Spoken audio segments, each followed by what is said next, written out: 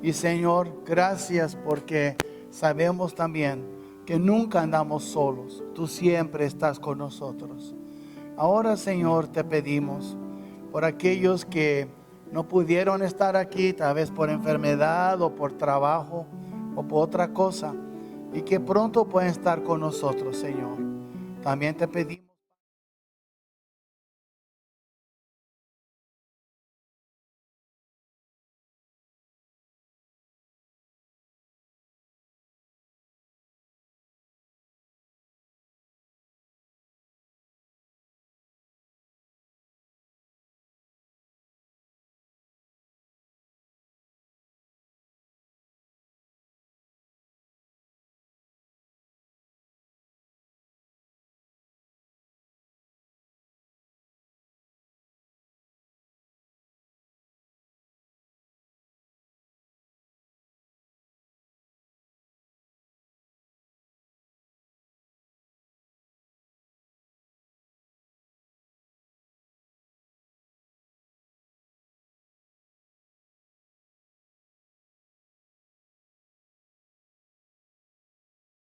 Así puesto de pies, vamos a Segunda de Corintios, capítulo 1, Segunda de Corintios, capítulo 1, y los primeros 3 versículos.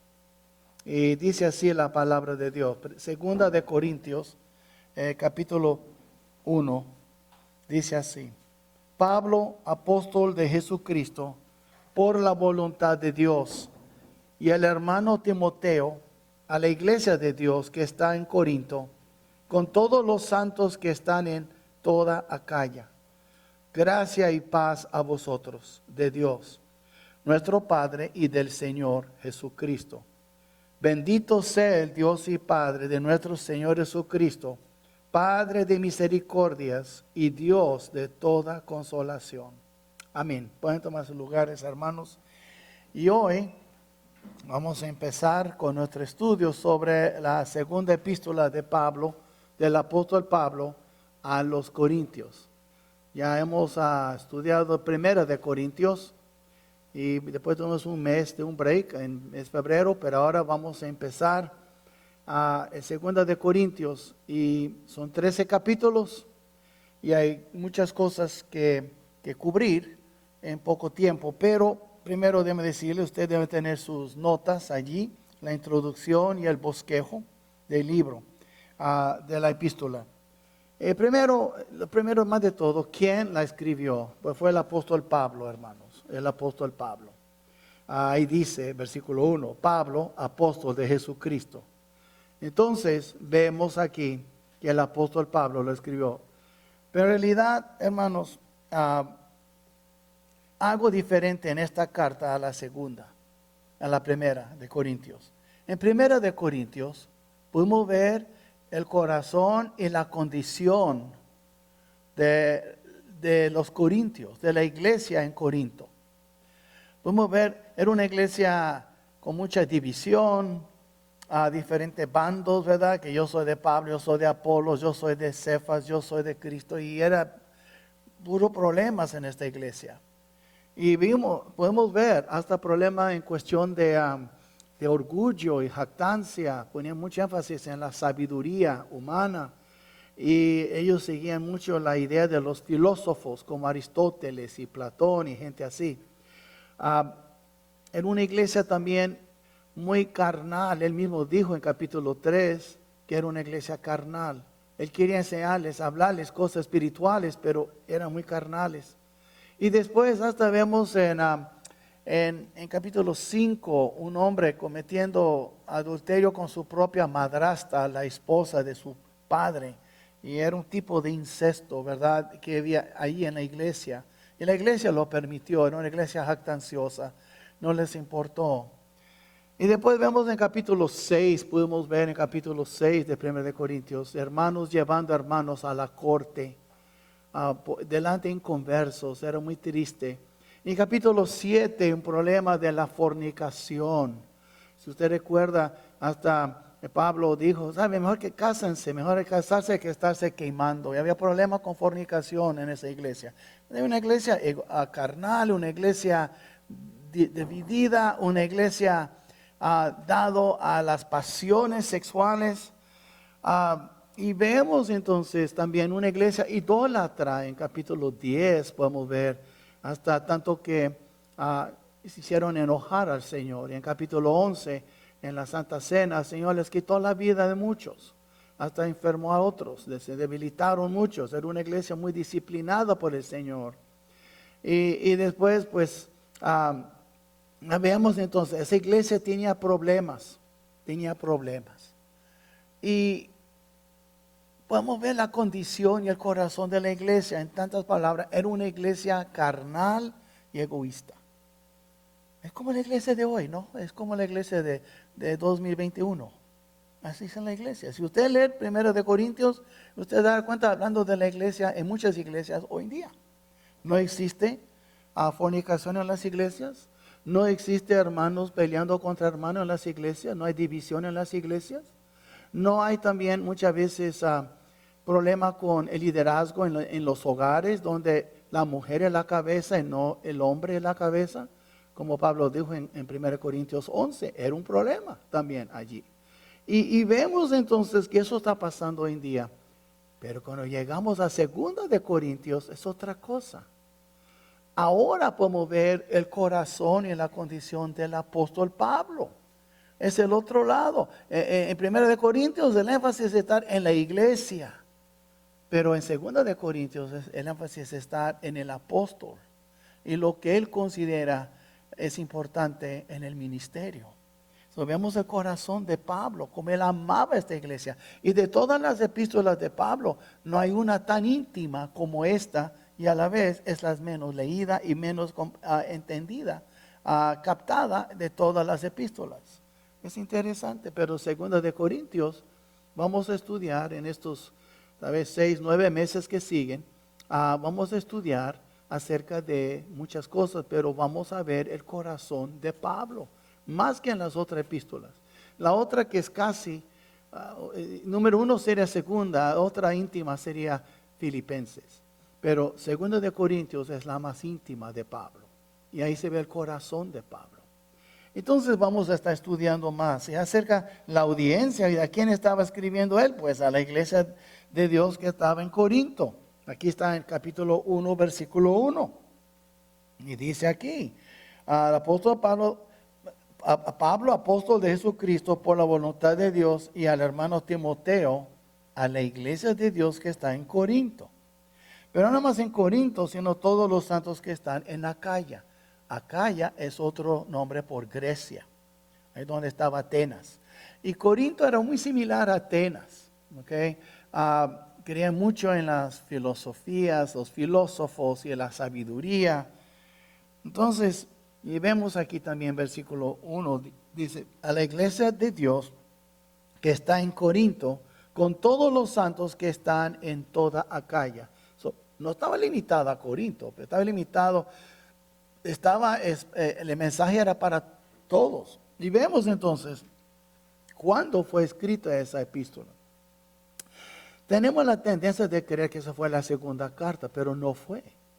Porque hubo otra carta antes de 1 de Corintios que él escribió, porque 1 de Corintios es una respuesta a lo que ellos habían escrito a Pablo acerca de ciertas cosas. Mira conmigo, por ejemplo, si usted mira en 1 de Corintios capítulo 7, es un ejemplo. Hay otros, pero me viene a la mente ahorita 7:1, 1 de Corintios. Ahora tomen en cuenta, estamos leyendo 1 de Corintios, pero no era la primera carta. Dice en versículo 1, 7:1, en cuanto a las cosas de que me escribisteis, bueno le sería al hombre no tocar mujer. Y lo habían escrito a él antes. Y vemos que entonces había ya comunicación entre Pablo y ellos. No era la primera vez, ¿ok? Y entonces, y si ustedes siguen leyendo, verán ustedes que él habla en esta epístola de cosas que él había escrito a ellos antes. ¿Ok? Entonces, y es muy importante. Ahora, quiero que miren aquí en 2 de Corintios otra vez. En 2 de Corintios era la tercera carta. 1 de Corintios era la segunda carta. porque él había escrito antes a ellos, había comunicación antes a ellos. Vemos entonces ahora en la fecha que él escribió, más o menos, ¿sabe? Déjame decir algo del apóstol Pablo. Si muchos creen que él era un viejito cuando él murió, y no era un viejito, quiero que entiendan una cosa. En el año más o menos 30, Cristo murió más o menos en el año 30. Dicen 29 o 30. Dice, ¿cómo es que él nació? Él nació en el año 3 antes de Cristo. Es difícil explicar porque los años, la manera de medir los años cambió entre los años. Pero Cristo nació más o menos 3 antes de Cristo y después murió en el año 29 o 30. Haz la cuenta. Cuando Esteban predicó la palabra, cuando Esteban predicó y lo apedrearon, si usted recuerda bien, eso fue muy poco después que Cristo había ascendido al cielo. Entonces lo que pasa es que cuando Cristo ascendió al cielo, fue poco después que Esteban murió. Y dice que había un joven que aprobó la muerte de Esteban. Todo eso está en capítulo 7 de Hechos. Y este joven era Saulo. Quiere decir que más o menos, vamos a números redondos, en el año, por ejemplo, 31 o 32, en el año 31 o 32, Saulo todavía era un hombre que perseguía a la iglesia. Era un joven con mucho futuro. Esta carta fue escrita más o menos en el año 57, unos 25 años después de la muerte de Esteban. Es decir que Pablo tenía más o menos 50 años, 55 años, cuando esa carta fue escrita, y él no rebasó 60 años cuando él murió. El apóstol Pablo no era un viejito que tenía 80 años y ya, no, él era un hombre más o menos maduro, murió con menos de 60 años de edad. Y la razón por la cual su apariencia física era muy difícil es porque él sufrió mucho por su fe. ¿Cómo estaría usted si por 20 y tantos años te han apedreado, te han dado látigos, has sufrido hambre, has sufrido frío en las cárceles romanas, has sufrido tantas cosas? ¿Cómo estaría su cuerpo con 60 años? Tal vez como un cuerpo de 80. Entonces es muy importante entender que el ministerio de Pablo no era más de 25 años. Total, por mucho. Entonces él hizo tanto en 25 años, pero el hecho es, no es que él sirvió al Señor por 40 o 50 años y murió un viejito o un ancianito, no fue así. Él murió relativamente joven, tal vez 59, 60 años de edad. Y él murió porque el Señor lo recogió y murió por su fe cuando le cortaron la cabeza. Y su última carta fue 2 Timoteo. Quiero que entiende todo eso porque el apóstol Pablo es el que él es que escribió esta epístola y vamos a conocerle mejor. Y por eso, vamos a ver bien rápido aquí. Quiero que, mira conmigo, por ejemplo, ¿dónde comienzo yo? Porque el apóstol Pablo sufrió mucho. Y la verdad, hermanos, si ustedes leen, vamos aquí, por ejemplo, en capítulo 11 de 2 de Corintios. No vamos a predicar sobre, nada más quiero que ustedes tengan una idea. Versículo 16. Pensaron que él era loco. Y dice en 11:16. Otra vez digo, que nadie me tenga por loco, o de otra manera recibirme como a loco, para que yo también me gloríe en un poquito. Lo que hablo no lo hablo según el Señor, sino como en locura, con esta confianza de gloriar. Diciendo, como ustedes toleran a los locos, voy a hablar como un loco entonces, como un tonto. Puesto que muchos se glorían según la carne, también yo me gloriaré. Porque de buena gana toleráis a los necios, siendo vosotros cuerdos. Le está usando sarcasmo, está siendo sarcástico o satírico. Pues toleráis si alguno os esclaviza, si alguno os devora, si alguno toma lo vuestro, si alguno se enaltece, si alguno os da de bofetadas. Para vergüenza mía lo digo, para eso fuimos demasiado débiles. Pero en lo que otro tenga osadía, hablo con locura, también yo tengo osadía. ¿Son hebreos? Yo también. ¿Son israelitas? Yo también. ¿Son descendientes de Abraham? También yo. ¿Son ministros de Cristo? Como si estuviera loco hablo, yo más. En trabajos más abundante. Ahora, en azotes sin número. En cárceles más. En peligros de muerte muchas veces. De los judíos 5 veces he recibido 40 azotes menos uno. 3 veces he sido azotado con varas. 1 vez apedreado. 3 veces he padecido naufragio. 1 noche y 1 día he estado como náufrago en alta mar. En caminos muchas veces. En peligro de ríos. Peligro de ladrones. Peligro de mi nación. Peligro de los gentiles, peligros en la ciudad, peligros en el desierto, peligros en el mar, peligros entre falsos hermanos, en trabajo y fatiga, en muchos desvelos, en hambre y sed, en muchos ayunos, en frío y en desnudez, y además de otras cosas, lo que sobre mí se agolpa cada día la preocupación por todas las iglesias. ¿Quién enferma? ¿Y yo no enfermo? ¿A quién se le hace tropezar? ¿Y yo no me indigno? Él siguió aquí, para que vean ustedes, para que tengan una idea. Aquí se ve el corazón de Pablo, que tanto él sufrió. Pues ¿cómo cree que iba a estar su cuerpo con los años? Por eso hay hombres que tienen 60 años y tienen cuerpo de 80 por su vicio. Pero Pablo tenía un cuerpo de 55 años y tal vez con un cuerpo de 80, no por los vicios, pero por Cristo. Ahora, ponte a pensar, hermano, nada más un poquito, este hombre viviendo hoy, ¿ustedes de veras creen que él tendría tanto miedo de un virus? Con todo lo que él sufrió. O muchos le dirían a él, Pablo, cuídate de tu cuerpo, nada más tienes un cuerpo, tienes que cuidarlo. Pablo no se preocupó, él dijo, el cuerpo corporal vale poco. Pero él quería, entregó por completo su vida, su espíritu y su cuerpo al Señor. Y por eso, hermanos, el apóstol Pablo no vivió muchos años, porque él consideró mejor vivir pocos años sirviendo a Cristo que vivir muchos años sirviendo a mí mismo. Y eso fue la mentalidad de este autor, para que tengan idea de quién estamos hablando aquí.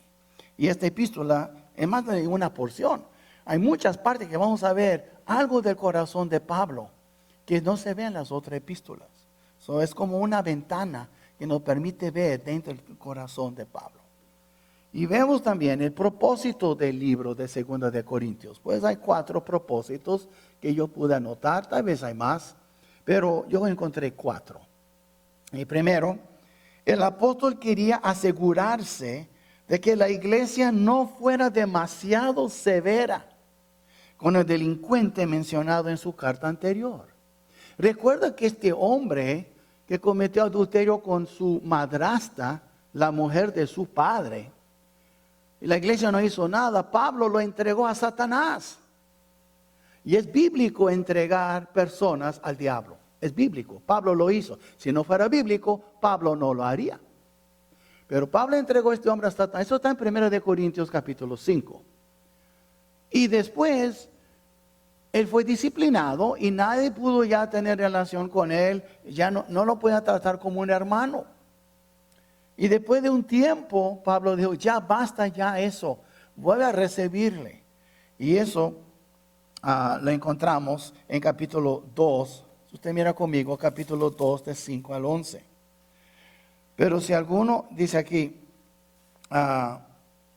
entonces, versículo 6, 2:6. Le basta a tal persona esta reprensión hecha por muchos.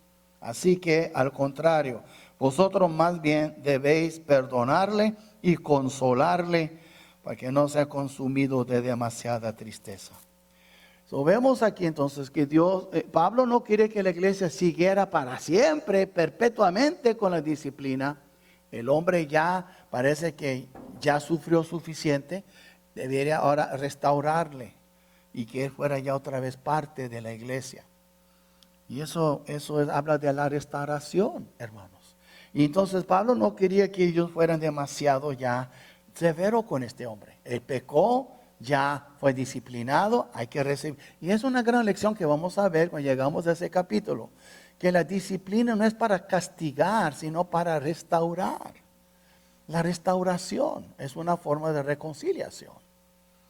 Y vemos también, hermanos, que él quería darles a los creyentes de Corinto, segundo propósito, un estándar para seguir. ¿Qué tipo de estándar? Un estándar para el ministerio, mientras servían en el ministerio que Dios les había dado. Déjenme decirles, cada uno aquí es un ministro de Cristo. Tú eres un ministro. Ahora, si tú sirves o no conforme a tu llamado, esa es otra cosa. Pero tú eres un ministro. Y si tú crees que tu ministerio es calentar una banca, escuchar sermones cada domingo, eso no es un ministerio. Ese es un deber de todos. No deja de congregarnos. Pero ¿qué vas a hacer durante tu vida, durante la semana, durante el mes, durante el año, durante el resto de tu vida? ¿Cómo estás sirviendo al Señor? Esa es otra cosa. Y entonces, él quería darles un estándar. Y él entonces usted mira capítulo 4 y versículo 1. Por lo cual, teniendo nosotros este ministerio, según la misericordia que hemos recibido. Todos somos, hermanos, hijos de Dios, hijos de su misericordia, y nosotros recibimos su ministerio. ¿Por qué? Porque Dios en su placer, le da gusto, placer de bendecirnos, y servirle es una bendición. Pero en el ministerio a veces vienen dificultades, y él dice en versículo 1, no desmayamos. Antes bien renunciamos a lo oculto y vergonzoso. Es decir, que todos tenemos cosas vergonzosas en nuestras vidas que tenemos que renunciar. No andando con astucia, es decir, usando tu astucia, tu mente, en vez de depender del Espíritu Santo. No adulterando la palabra, no cambiando lo que a ti no te conviene y comienza a evitarlo, ignorarlo o cambiarlo. Sino por la manifestación de la verdad recomendamos a toda conciencia humana delante de Dios. Nuestro ministerio es somos ministros íntegros. Que la conciencia de nadie, de nosotros, sea que no esté molestando, que esté limpia. Y vemos también entonces, Dios nos llamó a ser ministros. Es muy importante eso. Y a veces nosotros no cumplimos con eso. A veces tenemos la tendencia de que el pastor es el ministro. No, tal vez yo soy el líder de la iglesia, pero de ninguna manera soy el único ministro. Cada uno aquí que tiene a Cristo es un ministro. Ahora, si tú no sabes lo que es tu ministerio, Dios te va a pídele, Señor, muéstrame. Y Él te mostrará. Pero muchas veces nosotros no queremos porque cuesta servir a Dios, cuesta. Es más fácil venir domingo, escuchar un sermón, irnos para la casa y ya lávame las manos. Es otra cosa servirle. Y servirle 24/7. Y servirle, entregarle tu cuerpo y tu espíritu a Él. Es otra cosa. Y vamos a hablar de eso, porque Pablo está usando su propia vida como un estándar para que nosotros imitemos a Él. Y vemos también, el apóstol quería dar más instrucciones sobre la ofrenda colectada para los santos necesitados en Jerusalén. Y eso se encuentra en capítulo 9.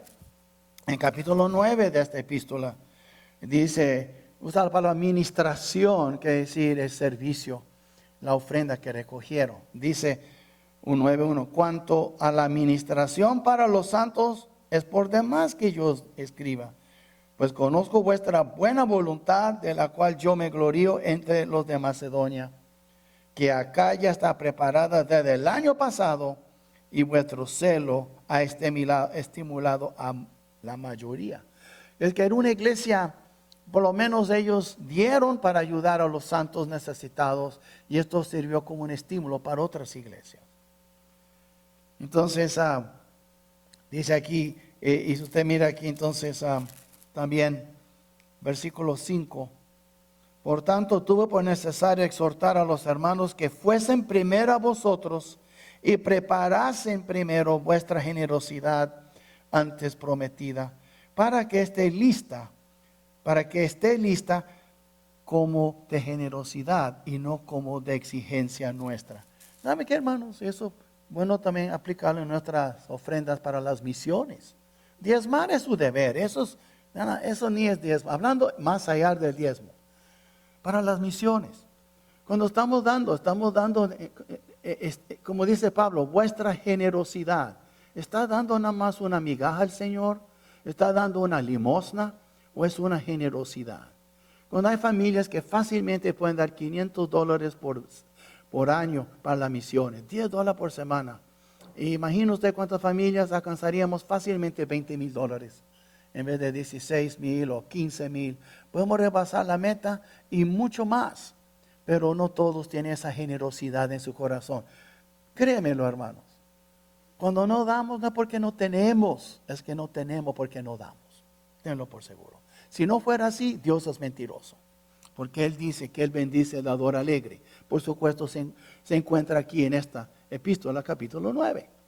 Vemos entonces, el apóstol quería dar más instrucciones sobre la ofrenda colectada para los santos necesitados en Jerusalén.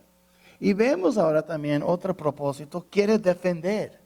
El apóstol defiende su apostolado, su ministerio y autoridad contra los falsos maestros que lo han criticado. Y mira capítulo 10, más un ejemplo. Capítulo 10, versículos 10 y 11. Y dice, porque a la verdad dicen, hablando de Pablo, la gente, hablando mal de él, chismeando de él. Porque a la verdad dicen, las cartas son duras y fuertes, mas la presencia corporal débil y la palabra menospreciable. Pablo ni era buen predicador, no era buen orador. Él era un buen maestro, era un apóstol, pero no hablaba bien. Tal vez su manera de hablar no era tanto como los filósofos de Corinto y de Atenas. Era menospreciable su hablar, como de Moisés. Esto tenga en cuenta tal persona, que así como somos en la palabra por cartas, estando ausentes, lo seremos también en hechos, estando presentes. Es decir, ok, ¿estás dudando mi apostolado? ¿Estás dudando mi autoridad? Espera que llegue yo. Cuando yo llego van a ver si de veras soy un apóstol o no. Y hermanos, hay gente que han caído muertos por un apóstol. Mira, Ananías y Zafira cayeron muertos delante de Pedro, el apóstol. Y el apóstol Pablo tiene mucha autoridad, pero corporalmente se veía débil.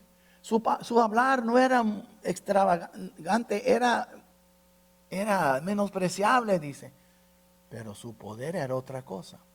Y en el apóstol Pablo vamos a ver que Dios no está limitado a tu situación física, a tu situación, a tus habilidades.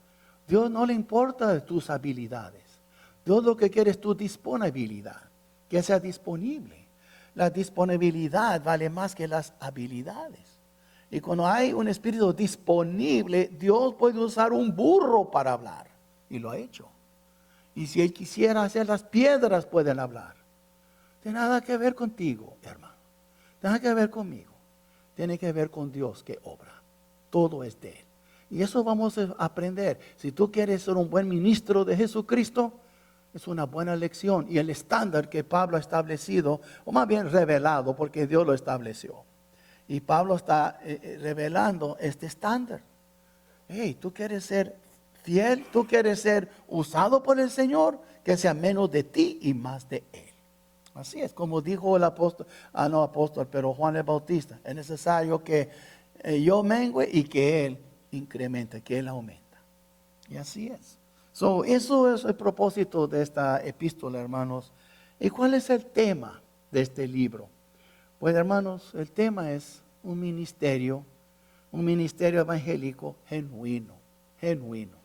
Tú puedes tener un ministerio y no ser genuino. Tiene que haber autenticidad, hermanos. Tenemos que ser auténticos. Tenemos nosotros que servir al Señor con un carácter, un corazón íntegro. Y muchas veces las iglesias se enfocan más en las habilidades. Y hermanos, algo que he aprendido con los años. Yo leí esto años para atrás, cuando era muy nuevo en la fe, de un libro de Watchman Nee, un chino que ya está con el Señor. Y él dijo, se llama libros Realidad Espiritual, Spiritual Reality. Y algo que él dijo y me quedó grabado, y después yo vi que sí es verdad. Y ahora veo que no es porque lo dijo, porque yo he observado. A veces, muchas veces, la mayoría de las veces, los que tienen más talentos en la iglesia son los más carnales. Es interesante. Porque Dios usa a los menos, que tienen menos talentos, para que Él sea glorificado. Cuando una persona es muy inteligente y sabe hacer las cosas con su astucia, no hay lugar para el Espíritu Santo. Cuando una persona es muy buena para cantar y tocar, no hay lugar para que el Espíritu ministre a la gente. Es su ego. Le gusta cantar y le gusta tocar y cantar. Pero cuando una persona reconoce, yo no puedo, Señor. Ahí es donde el Señor dice, está bien, yo lo haré por medio de ti. Pero a veces los más carnales son los más que tienen más dotados con talentos. Son los más talentados. Es una de las ironías. Y una iglesia carnal va a apreciar más hermanos carnales con sus talentos carnales. Pero una iglesia espiritual mira más allá de las habilidades y la apariencia, sino que pone la mirada en el Señor obrando por medio de esa persona. Por eso es muy importante entender un ministerio evangélico genuino, hermanos. Y Dios quiere que seamos genuinos. Y después vemos las palabras claves. Se encuentra la palabra ministerio 7 veces y ministro 5 veces. Y la verdad no me acuerdo porque no se me pasó ministración, no lo puse. Pero también encontramos ministración. Quiere decir que el servir, el ministerio es muy importante, hermanos. Vemos ahora cuáles son los versículos claves. Pues hay dos. Uno habla del ministerio, el otro habla de lo que hizo Cristo en la cruz, donde Él también sirvió. Él vino a servir y Él vino a morir. El primero encontramos en 4:1, capítulo 4, versículo 1. Dice, aquí en sus notas, por lo cual, teniendo nosotros este ministerio, según la misericordia que hemos recibido, no desmayamos. Eso es un versículo clave de este libro. Habla del ministerio. Y todos aquí somos ministros. Pero no todos estamos sirviendo. Esa es culpa suya. Pero Dios le llamó. Y la Biblia dice que los dones y los llamamientos de Dios son irrevocables. Dios nos llamó y nos ha dado la capacidad de servir. Pero muchas veces nosotros enterramos los talentos, enterramos los dones y no servimos. Y seguimos muy contentos, justificándonos con los pretextos, con ese sentido de seguridad falso que, yo estoy bien. Y Dios va a demandar de ti, ¿qué pasó, mijo? ¿Por qué no serviste? Y es interesante, ¿dónde encontramos? ¿En cuál epístola? Donde dice que todos comparezcamos ante el tribunal de Cristo. En esta epístola, capítulo 5. Y vemos que cada cristiano rendirá cuentas a su Señor por el bien o mal uso de los dones y del ministerio que Él te ha dado. Y nunca olvida de eso. Cuando tú recibes un ministerio, ese ministerio es un privilegio. Dios te ha dado ese ministerio porque es por su misericordia. Es un privilegio servir al Señor. Lo que dice aquí, por lo cual teniendo nosotros este ministerio, según la misericordia que hemos recibido, no desmayamos. Tu ministerio, mi ministerio está basado en la misericordia del Señor, porque la verdad todos merecemos ser lanzados al lago de fuego. Todos merecemos el infierno. Nadie merece ser un hijo de Dios y menos un ministro de Dios. Y somos ministros. Y quiero que miren conmigo en Efesios capítulo 4. Nada más para dar un poquito más de luz. Recuerda que el apóstol Pablo era un apóstol, hablando de su ministerio. Y dice aquí entonces, versículo 11. Y él mismo constituyó a unos apóstoles, a otros profetas. Ahora, ya no hay profetas y apóstoles hoy en día. pero sí evangelistas y pastores. Y dice, a otros evangelistas, a otros pastores y maestros, a fin, porque el que nos ha dado pastores y maestros y evangelistas, a fin de perfeccionar a los santos, equiparlos, prepararlos. ¿Quiénes son los santos? Nosotros todos. Si tú fuiste salvo, tú eres un santo. Para la obra del ministerio, para la edificación del cuerpo de Cristo. Eso es. Y por eso Pablo estaba actuando como un apóstol que él era para equipar a los corintios para la obra del ministerio. Y es lo que nosotros vamos a estar estudiando. Y voy a ser franco, hermano. Algunos de ustedes van a sentir muy incómodos, muy desafiados, challenged en inglés, porque simplemente andan en desobediencia. Son muy comodines. Les gusta más escuchar y ustedes se justifican con eso. Pero otros de ustedes sirven al Señor y van a tener la confirmación del Espíritu Santo. Wow, Señor, gracias porque te ha estado sirviendo y gracias por... ¿Quiénes son? Cada uno aquí va a saber con tiempo. Pero una cosa le voy a decir, todos somos ministros. Algunos ministros obedientes, otros ministros desobedientes, pero todos somos ministros. Y esto no cambia. El hecho que uno quiere vivir con avestruz con la cabeza en la arena, eso no cambia el hecho. Todavía tú eres un ministro. Entonces, por eso esta carta va a servir para establecer un estándar y para retarnos y para también, sí, después lo que voy a decir, advertirnos que rendiremos cuenta al Señor por un buen servicio o mal servicio o mediocre servicio en el ministerio. Pero todos tenemos un ministerio. Denlo por seguro.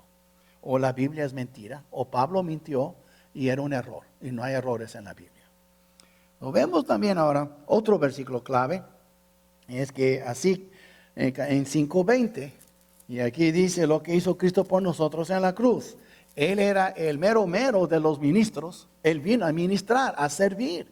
El Hijo de Dios vino a servir a los hombres y no ser servido, Él dijo.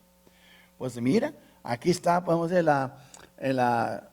lo colmo en cuestión del servicio, no hay más alto que eso.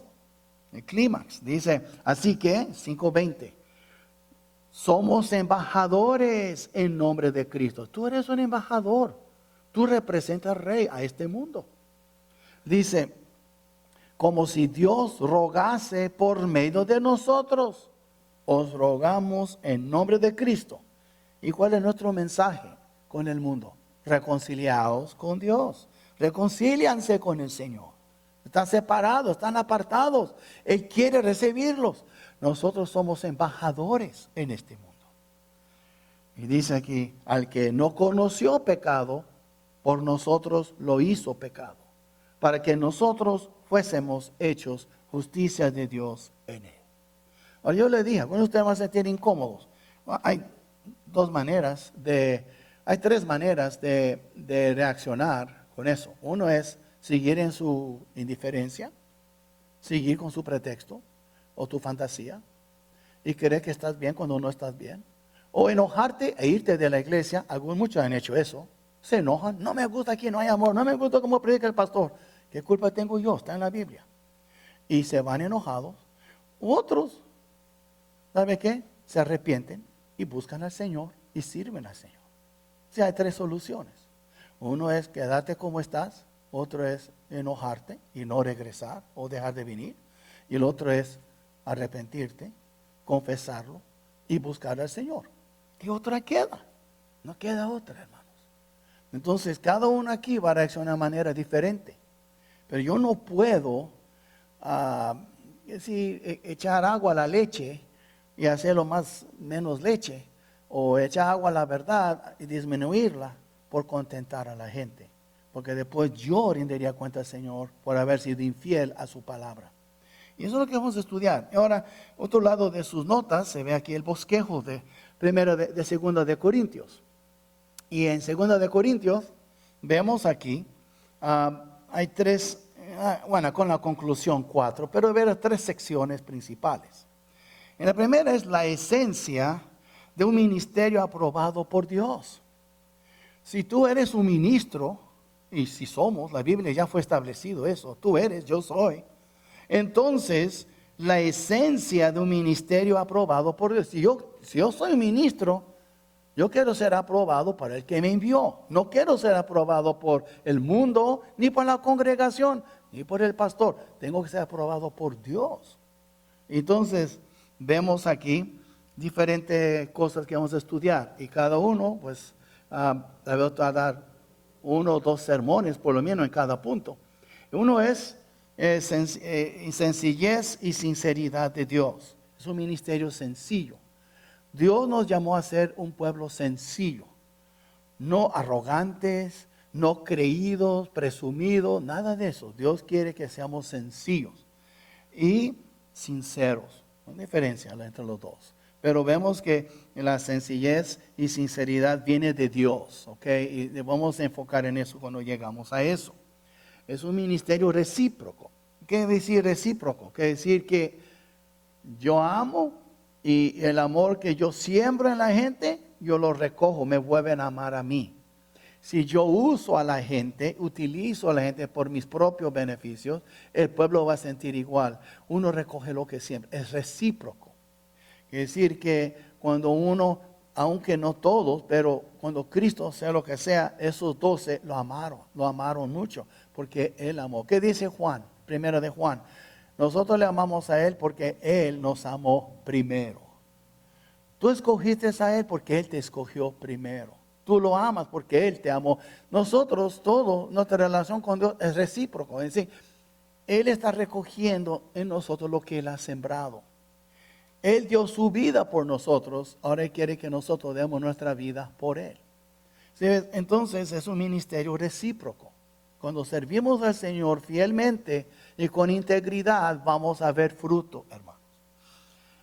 Es un ministerio triunfante, vamos a ver, que de veras no perdemos cuando servimos al Señor. No hay pérdida, no perdemos.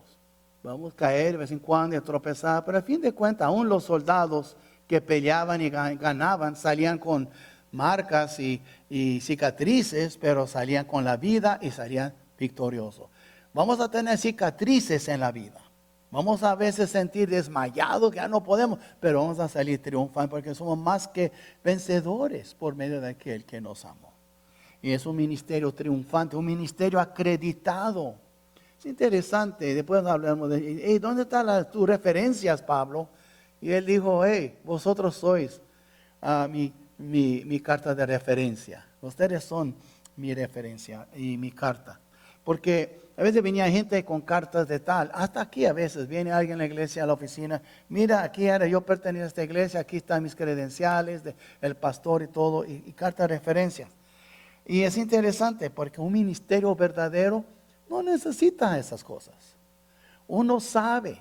Cuando alguien está sirviendo, los que están siendo servidos por esa persona, ellos sabrán si esa persona es un ministro o no llamado por Dios.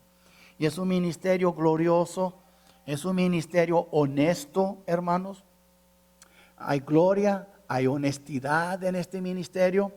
Y es un ministerio perseverante. Todas esas cosas, lo que el Señor espera de nosotros si somos ministros. Y somos un ministerio también, tenemos confiado. No confiasudo, pero confiado. Confiamos en Dios, que es Él que nos llamó, es Él que nos acompaña y Él que siempre estará con nosotros hasta el fin de la carrera. Él está allí con nosotros. Y es un ministerio de reconciliación. Y por eso estamos diciendo al mundo, ser reconciliados con Dios. Somos embajadores del Rey. Y vemos entonces también su ministerio paradójico. Como paradójico, eso es interesante. Y si quieren mirar rápidamente en el capítulo 6, para que vean lo que él dice. En capítulo 6, y vemos aquí del versículo, del 1 al 10. Y él habla de todas esas cosas que sufrimos, pero en el fin, dice, en palabra de verdad, versículo 7, en palabra de verdad, en poder de Dios, con arma de justicia a diestra y a siniestra, por honra y por deshonra, por mala fama y por buena fama, como engañadores pero veraces. Es un ejemplo. ¿Cuántos de los familiares nuestros. Cuando hablamos de Cristo dicen, es que tú andas con el coco lavado, te lavaron el coco, por eso tú vas y tú crees esas cosas y te miran como tontos, en realidad. Pero después, ¿sabe qué? Con el tiempo te buscan, hey, ora por mí, vas a la iglesia, ora por mí. ¿Sabes? Y así tenemos mala fama y a la vez tenemos buena fama. Como engañadores, pero veraces. Es decir, que los mismos que nos habla que somos mentirosos, engañados, engañadores, con el tiempo nos buscan y buscan consejo. Y a veces aún se entregan a Cristo. Eso es una paradoja. Mira el versículo 9. Como desconocidos, pero bien conocidos. No, hombre, ¿quién conoce unos cuantos cristianos en Laredo? Son 300,000 en Laredo. Habrá tal vez 2, 3,000 cristianos. Son nada. Pero somos bien conocidos por el Señor. Y sea lo que sea, el mundo también nos está viendo. Es una paradoja como un siervo de Cristo. Tú crees que la gente te mira como tonto y a la vez, cuando más necesitan un consejo, ¿con quién van? Van contigo. Y eso que Pablo está diciendo, ese es su versículo 10. Como entristecidos, mas siempre gozosos. Nos da tristeza ver lo que está pasando en el mundo y la gente que muere sin Cristo. Y a veces tenemos gozo en el Señor. En lo que el Señor Jesús, que él pudo que por el gozo puesto delante de Él, dice que Él menospreció el oprobio. Él sufrió la cruz y menospreció el oprobio. Él sufrió la cruz por el gozo puesto de Él. Y nosotros vamos a estar llorando con tristeza, pero hay un gozo que solo viene del Señor, no viene de este mundo. Esas son las cosas de un ministro. Entonces, mira el versículo 10. En fin, como no teniendo nada, son pobres, no tienen nada, mas poseyéndolo todo, pues sí, somos los que vamos a heredar este mundo. Dios tiene cosas para nosotros que ni podemos imaginar. Y esto es lo que está diciendo Pablo del ministerio. Tú eres un ministro. Por eso digo, es un ministerio también paradójico, y es un ministerio santo, es un ministerio de restauración. Y después vemos aquí, ustedes siguen que el tiempo se nos acabó, pero el hecho es, ahí está todo lo diferente, la mayordomía también, que es decir, es cuestión de dar y recibir, de ofrendar. Y dice aquí, es un ministerio empoderado por Dios, un ministerio que cumple su objetivo, un ministerio honrado, un ministerio recíproco también. El que siembra mucho recogerá mucho. El que siembra la carne recogerá de la carne. Y la Biblia habla de eso. Y la defensa de Pablo, de su ministerio apostólico. Dice que su ministerio no está basado en la apariencia, porque muchos siguen la apariencia. Es un ministerio con celo de Dios. Es un ministerio constantemente atacado. Él fue siempre atacado, el apóstol Pablo. Cristo también.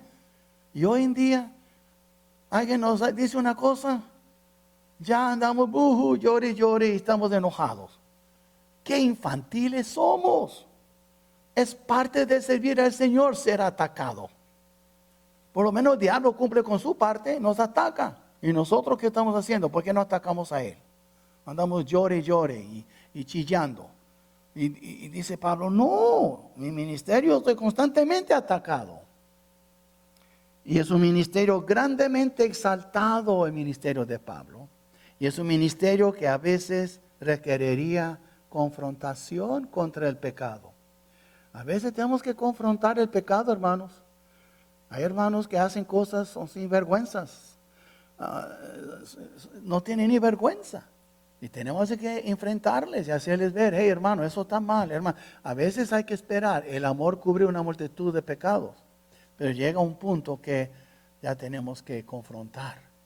Y no nos gusta confrontar. Quiero venir a la iglesia que todo esté suavecito, muy bonito. I'm sorry, hermanos. La Biblia es confrontativa. Es la Biblia que te dice a ti. Tú vas para el infierno. Tú quebrantaste las leyes de Dios. Tú ofendiste a un Dios santo. Tú irás al infierno, al menos que tú te arrepientas. Al menos que tú reconoces tu pecado. ¿Quién quiere escuchar eso? El mensaje del Evangelio es una confrontación en contra ¿qué? En contra la naturaleza humana. No nos gusta escuchar. Y si somos honestos, hay muchos mensajes en la Biblia que nos caen mal. Pero cuando hacemos caso, después nos convertimos en algo mejor. Entonces, eso de confrontación, simplemente, hermanos, vivimos en un tiempo. Y déjame terminar con nada que ver con el mensaje, pero me vino a la mente y lo voy a decir. Mire, hermanos, a veces está hablando con los varones ahí en la oración. Y ¿sabe qué? A veces decimos, oh, cuidado, el hermano es muy sensible. Oh, la hermana es muy sensible y muy delicado. Esa es basura. Déjame decir lo que es. Si tú eres demasiado sensible, es porque tú eres egocéntrico. Estás demasiado enfocando en ti. Tú eres un orgulloso.